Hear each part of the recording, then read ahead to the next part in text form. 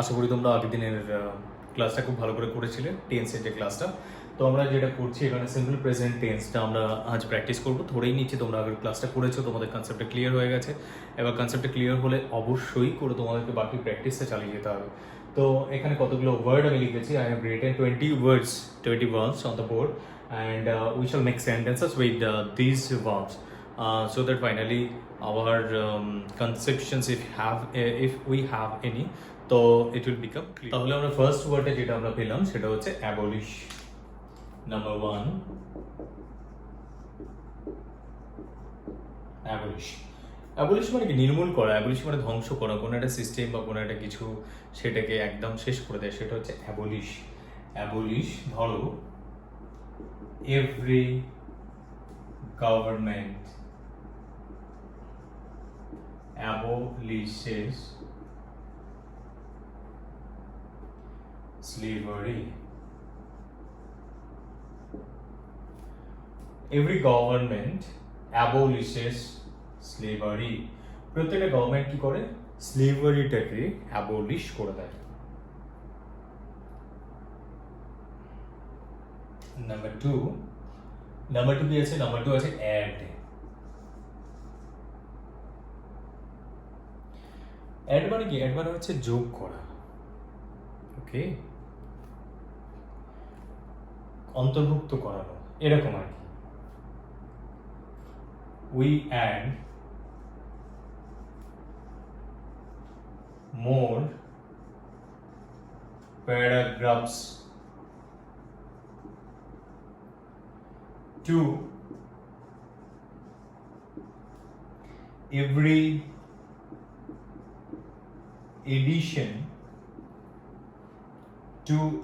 edition of our book. 200 paragraphs for school students. We add more paragraphs to every edition of our book. 200 paragraphs for school students. Okay, তোমরা 200 paragraphs for school students বইটার প্রত্যেকটা এডিশনে আমরা আরো paragraph add করি। এটা একটা sentence. Third one, 3 নম্বর sentence কি আছে? অ্যাকসেপ্ট।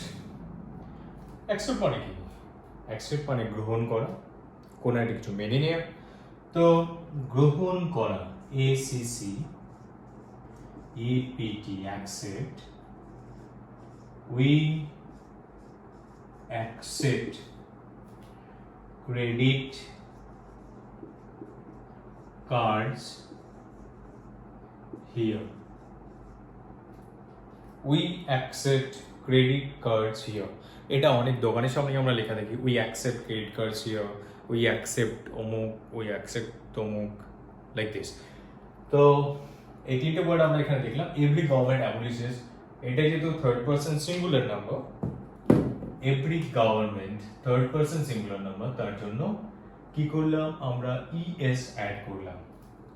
তো এখানে উই অ্যাড, কোনো অসুবিধা নেই, এখানে we accept.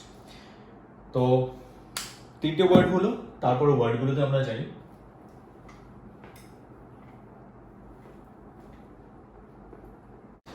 Fourth word, act. Act মানে কি? অ্যাক্ট মানে কাজ করা।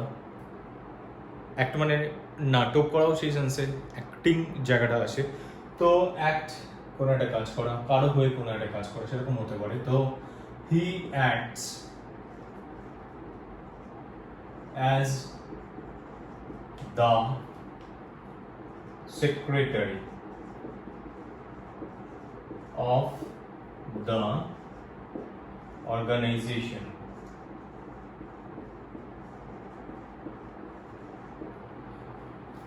He acts as the secretary of the organization. আমরা এটাও আগের দিন ডিসকাস করছিলাম যে ভার্বের সাথে এস আমরা অ্যাড করছি। লাস্ট ক্লাসে আমরা করেছিলাম যে ভার্বের সাথে এস বা ইএস আমরা অ্যাড করছি, কখন অ্যাড করছি সেটা হচ্ছে when the subject is third person singular number. সাবজেক্টটা যদি থার্ড পারসন সিঙ্গুলার নাম্বার হয় তাহলে তার সাথে তারপর যে ভার্বটা আমরা ইউজ করছি সেই ভার্বের সাথে এস বা ইএস অ্যাড করছি, তাহলে he acts as the secretary of the organisation. তারপর আমরা কি পাচ্ছি ওয়ার্ড অ্যাডমায়ার। অ্যাডমায়ার মানে কি? অ্যাডমায়ার মানে হচ্ছে প্রশংসা করা। কেউ একটা খুব ভালো একটা কিছু কাজ করলো, তাকে আমি অ্যাডমায়ার করলাম, প্রশংসা করলাম। হ্যাঁ, কেউ বিশাল বড় একটা কিছু অ্যাচিভ করলো, তো আমি অ্যাডমায়ার করলাম, তাহলে সেভাবে অ্যাডমায়ার ওয়ার্ডটাকে আমি ইউজ করি। তো people admire those who succeeds in life. I have written this sentence. So people admire those who succeed. এসটা হবে না এখানে। তো people admire those যেহেতু সিঙ্গুলার না, এটা প্লুরাল হয়ে যাচ্ছে। people admire those who succeed, SUCCEED, who succeed in life, যারা সফল হয় জীবনে তাদেরকে মানুষ প্রশংসা করে, অ্যাডমায়ার করে বা তাদের প্রশংসা করে, বাংলাটা বললে আরো সুন্দর লাগে। তো নাম্বার 6 আমরা জানি, দ্য ওয়ার্ড নাম্বার 6 অ্যাডভাইস। দেখো এখানে যে ওয়ার্ডটা আছে, তো ADVISE, এটা কিন্তু ADVICE নয়। আরেকবার ডিফারেন্সটা বলি, ADVISE যখন এস আছে তখন এটা হচ্ছে ভার্ব, যখন সি থাকবে তখন হচ্ছে নাউন। তাহলে আমরা কি শিখলাম? যদি অ্যাডভাইস যদি হয় তাহলে সেটা নাউন, অ্যাডভাইস যদি হয় তাহলে সেটা ভার্ব হবে। তাহলে অ্যাডভাইস এই ওয়ার্ডটা এখানে আমরা লিখি ADVISE। তাহলে অ্যাডভাইসটা কি হলো? উপদেশ দেওয়া। আর অ্যাডভাইসটা কি ছিল? উপদেশ। তাহলে guardians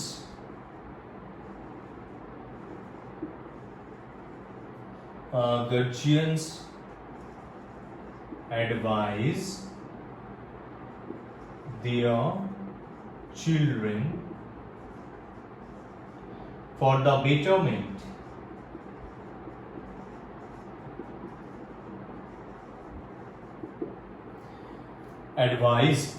guardians advise their children for the betterment or for their betterment. তো ফর দ্য বেটারমেন্ট একটা করতে পারো, আবার এটা ডিয়ার করে দিলে টেন্সটা বা সেন্সটা আরেকটু সুন্দর হয়। তো for their betterment, BETTERMENT, betterment. তো চলো নাম্বার 7-এ আমরা যাই। নাম্বার 7 সেন্টেন্সে আমরা কি লিখলাম? নাম্বার 7 যে ওয়ার্ডটা আছে এটা হচ্ছে এগ্রি। এগ্রি মানে কি? এগ্রি থেকে এগ্রিমেন্ট কথাটা আসে। এগ্রি মানে রাজি হওয়া। তাহলে এগ্রি দিয়ে আমরা একটা সেন্টেন্স লিখব। I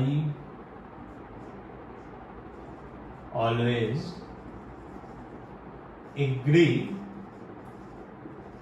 with my best friend.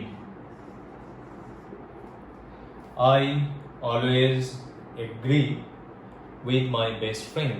আমি সবসময় আমার বেস্ট ফ্রেন্ডের সাথে এগ্রি করি। বোঝা গেল? আমি সবসময় আমার বেস্ট ফ্রেন্ডের সাথে এগ্রি করছি।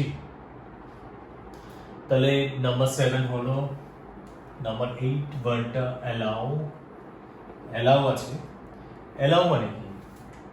অ্যালাউ মানে হচ্ছে পারমিশন দেওয়া, কোনো একটা কিছু করতে দেওয়া, বা ধরো বলে না যে টেস্টে allowed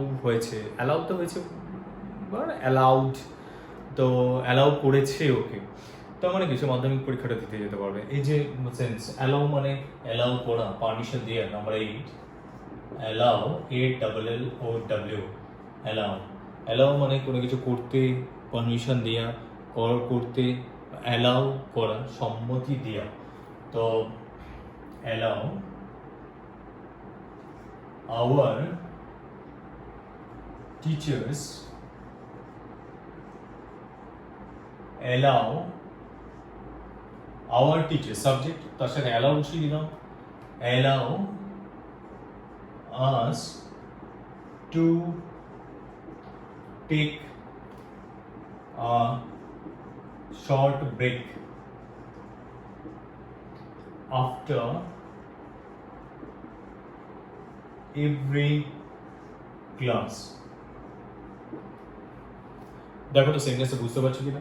Our teachers allow us to take a short break after every class. প্রত্যেকটা ক্লাসের পর একটা করে শর্ট ব্রেক নিতে অ্যালাউ করে, নিতে দেয়, পারমিশন দেয়। Number 9, apologize. Apologize, apology মানে জানো? Apology মানে ধরো তুমি কিছু একটা ভুল করলে এবং তোমার মনে হলো যে তুমি বুঝতে পারলে যে তুমি ভুল করেছো, তখন কি করবে? তুমি সেটা স্বীকার করবে যে তুমি ভুল করেছো। সেটাই হচ্ছে অ্যাপোলজি করা, যে আমাকে মাফ করবেন, আমি ভুল করেছি। তাহলে apologize, I always apologize to anyone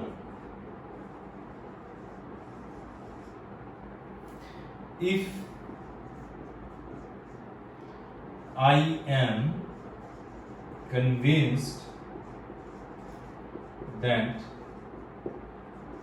I have committed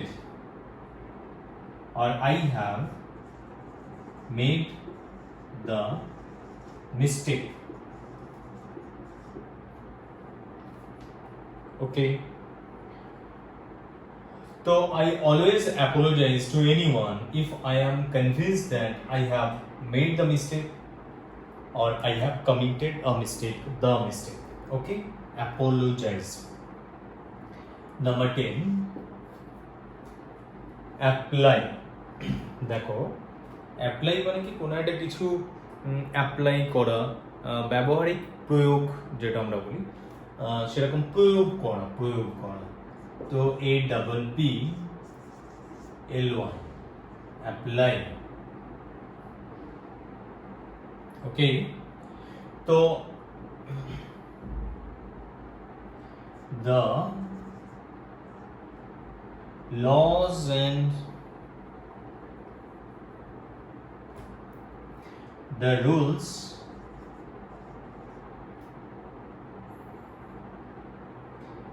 apply, the rules apply এইভাবে আমরা লিখবো না, আমরা এইভাবে লিখি যে the Supreme Court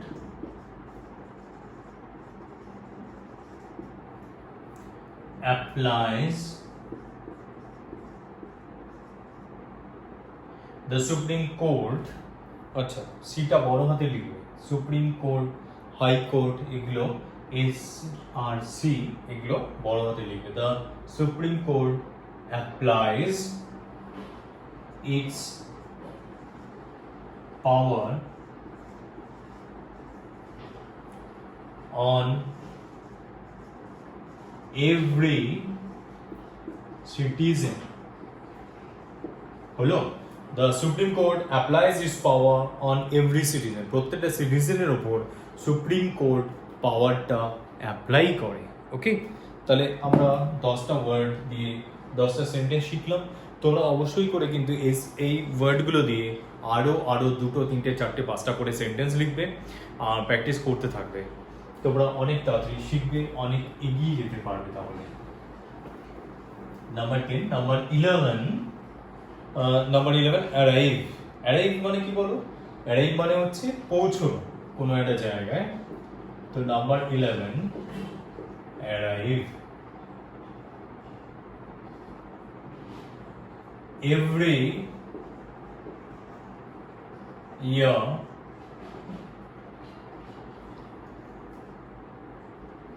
they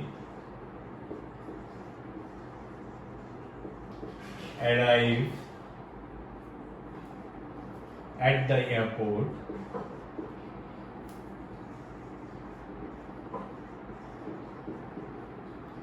just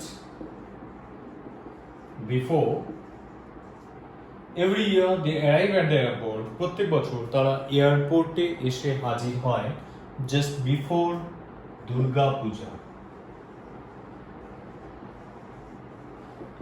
প্রত্যেক বছর তারা জাস্ট দুর্গা পূজার আগে এয়ারপোর্টে এসে উপস্থিত হয় হলো তার মানে অ্যারাইভ মানে আমরা কি বললাম অ্যারাইভ মানে উপস্থিত হওয়া অ্যারাইভ মানে এসে পৌঁছানো ওকে নাম্বার 12 আমরা কি পাচ্ছি অ্যাটেন্ড মানে কি বললাম অ্যাটেন্ড মানে কোনো একটা কিছু পার্টিসিপেট করা অংশগ্রহণ করা উপস্থিত থাকা অ্যাটেন্ড তাহলে অ্যাটেন্ড যদি উপস্থিত থাকা হয় এটা দিয়ে একটা সেন্টেন্স বানাও যে we attend very simple attend the classes regularly okay we attend the classes regularly আমরা রেগুলার বেসিসে ক্লাস অ্যাটেন্ড করি তাহলে আমরা প্রত্যেকদিন বলবো না রেগুলারলি মানে হচ্ছে নিয়মিতভাবে তো আমরা নিয়মিতভাবে ক্লাস অ্যাটেন্ড করি 13 এ এসো বিউটিফাই মানে কি বলো তো বিউটিফাই মানে হচ্ছে সৌন্দর্যটা বাড়িয়ে তোলা বিউটিফিকেশন করা আরো বেশি ধরো কলকাতা শহরের বিউটিফিকেশন হচ্ছে তার মানে কি the government is beautifying the city Kolkata লিখো এটাই লিখো প্রবলেম নেই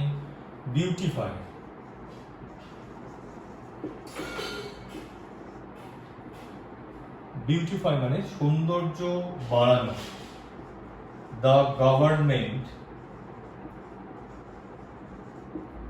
beautifies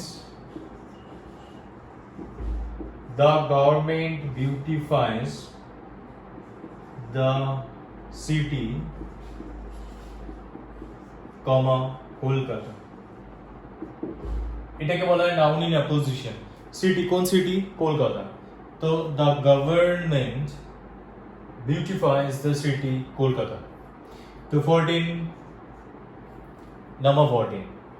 14 বিহেভ তো কেমন বিহেভিয়ার করা কারোর সাথে কোনো ব্যবহার করা যেটা আমরা বলি তো দ্যাট ইজ কল্ড বিহেভ তো বিহেভ বিহেভ তো make a sentence with this word behave তো the girl really behaves well with her seniors. The girl really behaves well with her seniors. তাহলে মেয়েটা সত্যি তার সিনিয়রদের সাথে খুব ভালো ব্যবহার করে the girl really behaves well with her seniors তাহলে আমরা এটা দেখলাম নেক্সট চলো আচ্ছা এখানটাতেও বলে রাখি the girl third person singular number ছিল তাই আমরা বিহেভস করেছি the government third person singular number ছিল তাই আমরা বিউটিফাইজ করেছি আচ্ছা ঠিক আছে তো number 15 what is the word believe number 15 believe what is the meaning of believe হচ্ছে বিশ্বাস করা তাহলে believe 15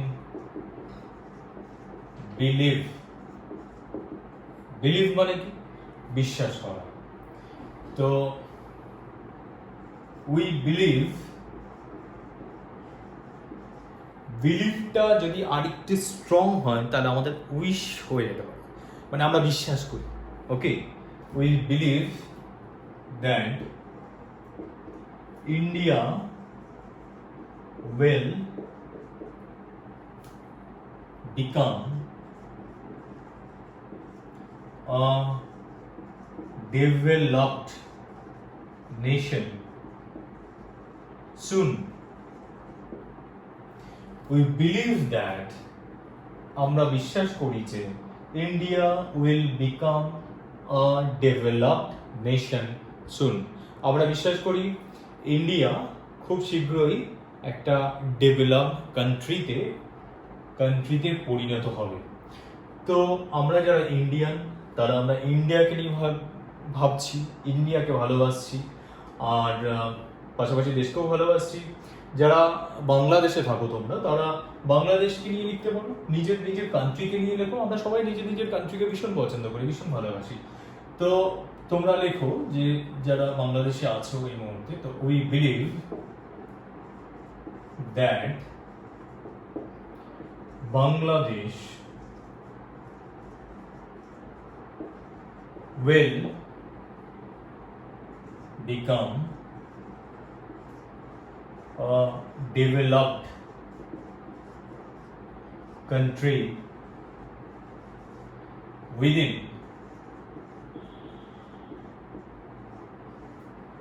a short span of time. We believe that Bangladesh will become a developed country within a short span of time. তো আমরা এখানে যেটা করছি, আমরা বেসিক্যালি বিভিন্ন ওয়ার্ড, এই 20 ওয়ার্ডস আমরা প্র্যাকটিস করছি। এগুলো দিয়ে আমরা শুধুমাত্র সেন্টেন্স তৈরি করছি, রাইট? তো নাম্বার 16-এ আমরা যাই।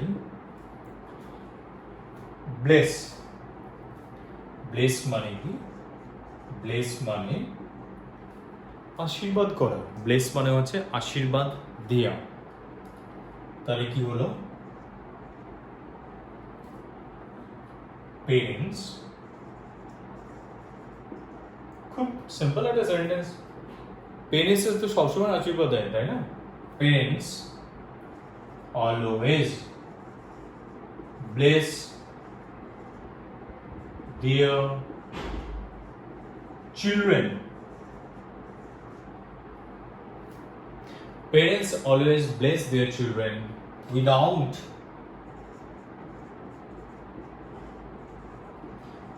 any expectation.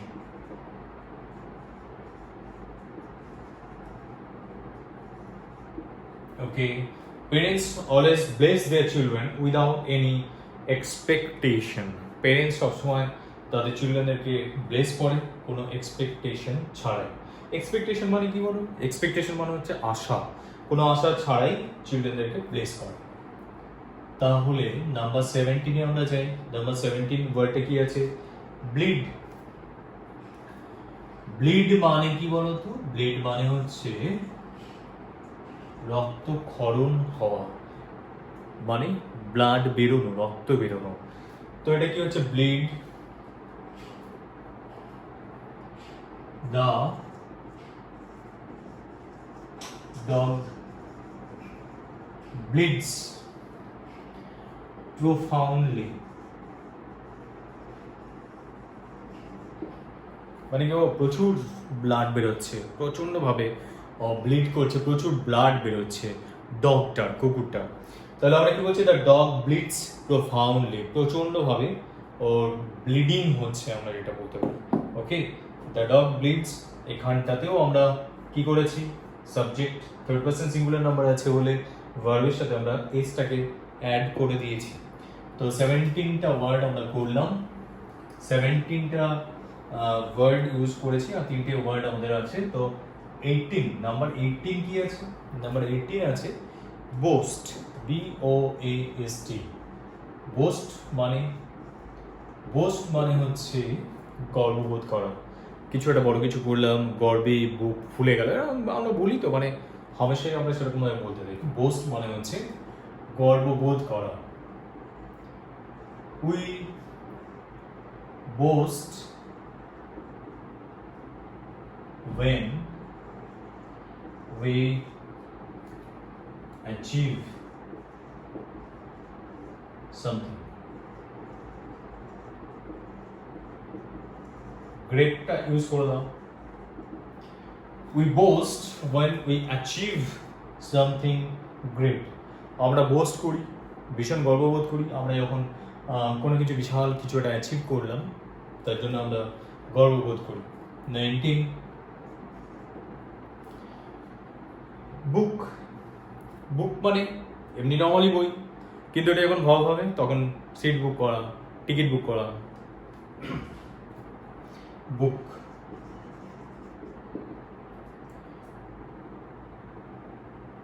হ্যাঁ, they book tickets online. তারা অনলাইনে টিকিট বুক করে। স্পেসিফিক কিছু লিখলাম না, ইন জেনারেল তুমি যে কোনো কিছু সিনেমা টিনেমা এখানে লাগিয়ে নিতে পারো, সেন্টেন্স আর একটু বড় করে নিতে পারো। they book tickets online. Number 20 কি আছে? ব্রেক আছে, ভীষণ ইজি। BREAK, break. ব্রেক মানে কি? ব্রেক মানে হচ্ছে ভাঙা। তাহলে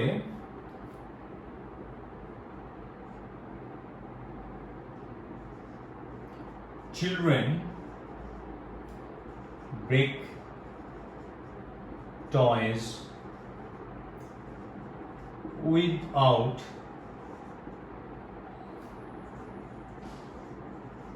knowing the value of them. Children break toys without knowing the value of them. তাহলে কি হলো? বাচ্চারা খেলনা ভাঙে। আমরা যখন বাচ্চা ছিলাম, ছোট ছিলাম, আমরাও খেলনা ভেঙেছি, কিন্তু আমরা ইম্পর্টেন্স বুঝতাম না। তো বাচ্চারা খেলনা ভাঙে without knowing the value of them. তো সেগুলোর ভ্যালু জানে না, না জেনেই ভাঙে। মোবাইল টোবাইল নিয়েও ছুঁড়ে ফেলে দেয়, হয় এরকম। যাই হোক, তো আমাদের মেইন যে জিনিসটা আমরা আজকে করলাম সেটা হচ্ছে সিম্পল প্রেজেন্ট টেন্স দিয়ে প্র্যাকটিসটা আমরা করলাম। তো 20 ওয়ার্ডস আমি দিলাম। তো তোমরা যেটা করবে, এই ওয়ার্ডগুলো আমি যার জন্য লিখেই রেখেছিলাম। ধরো তুমি যখন কোনো কতগুলো সেন্টেন্স লিখতে যাবে, তখন ইট, রান, ড্রিঙ্ক, সুইম, এগুলো খুব কমন কিছু ওয়ার্ড তোমার বারবার আসতে থাকে, যদি না তুমি প্রচুর প্র্যাকটিস করো। যার জন্য স্পেসিফিক্যালি আমি কতগুলো ওয়ার্ড ইউজ করেছি, যে ওয়ার্ডগুলো তোমরা বারবার করে ব্যবহার করবে, যাতে তোমরা এই শব্দগুলো, এই ওয়ার্ডগুলো বিভিন্নভাবে কাজে লাগাতে পারো। তো এই ওয়ার্ডগুলো যত প্র্যাকটিস করবে, ফার্স্ট আমাদের মেইন যে টার্গেটটা সেটা হচ্ছে সিম্পল প্রেজেন্ট টেন্সটা শেখা। আমাদের সিম্পল প্রেজেন্ট টেন্সটা ভালো করে প্র্যাকটিস হয়ে যাবে তোমাদের, এবং তারপর এতগুলো ওয়ার্ড তার অ্যাপ্লিকেশন তোমার জানা হয়ে গেল, অটোমেটিক্যালি তোমার ভোকাবুলারি কিন্তু অনেকটা বেড়ে গেল। তো এই সুযোগটা একদম হাতছাড়া করবে না, খুব ভালো করে স্টাডি করো, এবং এক একটা সেন্টেন্স আমি যেগুলো লিখেছি তোমরা 2, 4, 5টা করে আবার সেন্টেন্স লেখো। ধরো 20টা সেন্টেন্সকে তুমি যদি 5টা করে আবার করো, তো 100 সেন্টেন্সেস হবে। তো if you face any problem, then comment সেকশনে তুমি লেখো, আমি অবশ্যই করে তোমাদেরকে রিপ্লাই দেবো। অবশ্যই তোমরা লিখবে, প্র্যাকটিস করবে, যেখানেই থাকো না কেন, ওয়েস্ট বেঙ্গলে থাকো, ত্রিপুরায় থাকো, আসামে থাকো, বাংলাদেশ থাকো, যেখানেই থাকো না কেন, বা এই জায়গাগুলোর বাইরেও তুমি যেখানেই আছো, সেখান থেকেই তুমি প্র্যাকটিস করো এবং কমেন্ট সেকশনে কমেন্ট করো। অল দ্য বেস্ট, খুব ভালো থেকো।